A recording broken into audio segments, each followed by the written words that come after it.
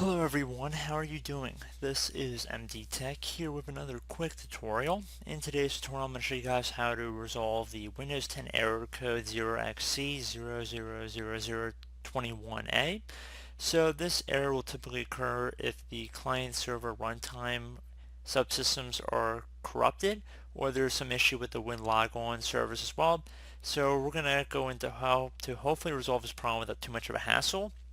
Now, I would suggest if you're unable to boot into Windows and get to different troubleshooting options here. So if you do perform a hard power off 3 times in a row, so basically holding down your power button and then letting your computer turn off and then turn it back on again, turn it off, turn it on again 3 times in a row, you should hopefully be able to launch these options. If not, you can use the Windows 10 Media Creation tool and download a bootable Windows 10 DVD, CD, USB flash drive, and then instead of clicking on install now, so once you go through the Windows installation process, instead of installing Windows, you want to left click on the bottom left corner, one of the first prompts, and that says repair my computer.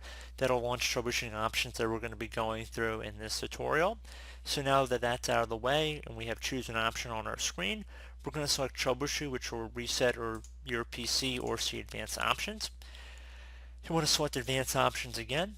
So there's a few different things I would suggest trying. The first one would always be to do a system restore. So use a restore point recorder on your PC to restore Windows. So restore system files and settings. Now restore point has been created on your computer system drive to create a restore point. So if you don't have a restore point made here, that's not going to apply to you. However, I would suggest trying that first. It's usually a pretty good bet.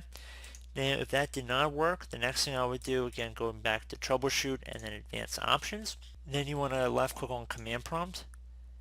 So now that we are in this command prompt, you want to go and locate whatever drive Windows is installed on. So in many cases you might be the C drive, so that's what we're going to actually select here to begin. So I'm going to type C and then a colon, so one dot on top of another dot, and you want to hit enter. And then you want to type in dir. So if you notice there's not really any files listed in here, that means that your Windows is not installed on your C drive, or we're going to have to go look to our D drive instead. So no problem, you're just going to type in D. So type in a D colon, and it could be a different letter, anything between A and Z, just putting it out there. But let's just say it's D, and then we're going to put one dot on top of another dot to the colon. Then you want to hit enter. Just make sure, double check, make sure everything's still in here. The Windows, that's what you want to make sure your drive is under. I just like checking that.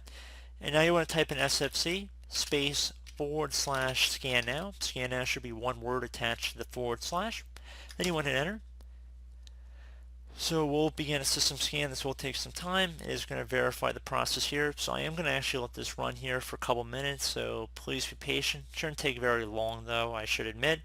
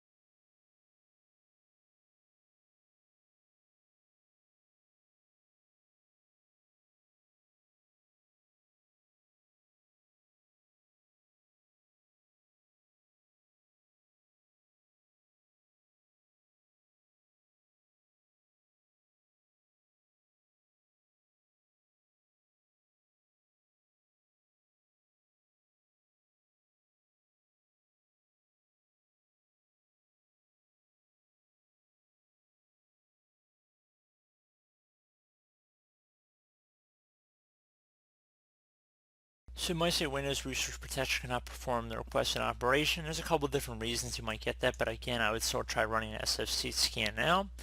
And if that did not work, I would try running a DISM.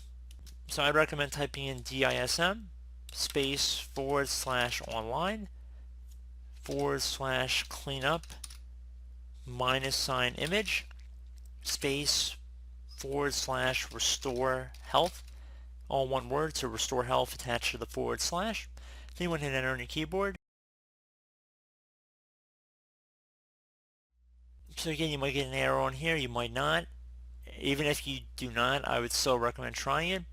And then I would also suggest, if you want to close out of here, go back to Troubleshoot, Advanced Options. Try rolling back your computer to a previous version. So if you select go back to a previous version, I would suggest trying that as well. And then hopefully one of these methods should work for you. Now again, it will depend, and you will get some errors perhaps with some of these different things. I will include some information in the description of the tutorial you guys can try, just so you guys can visually see it as well as what you saw in the video. And I do hope this brief tutorial was able to help you guys out. And as always, thank you for watching, and I do look forward to catching you all in the next tutorial. Goodbye.